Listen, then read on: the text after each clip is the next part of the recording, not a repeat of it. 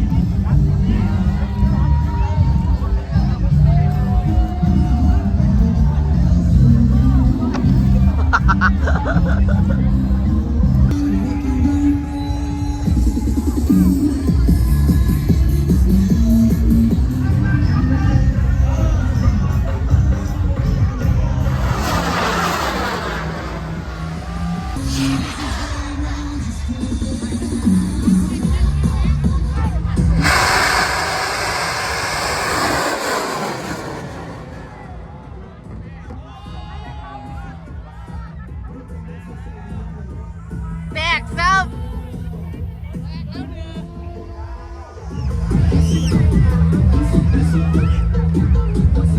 เขาพูดถึงเจ้าบางนี่เป็นยังไงเนาะแตกในช่วยแตกนอกแตกนอก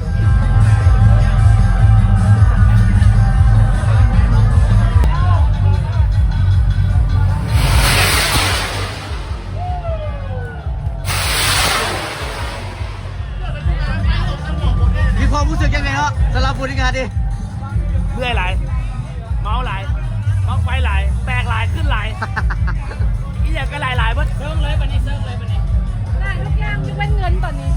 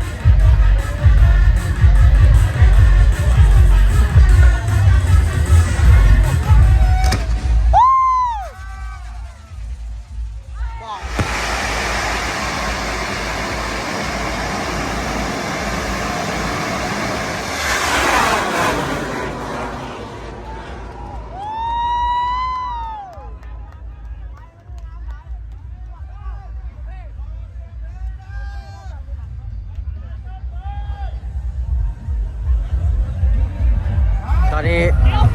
ถึงเวลาที่เราต้องได้กลับแล้วเนาะกลับกันเด้อ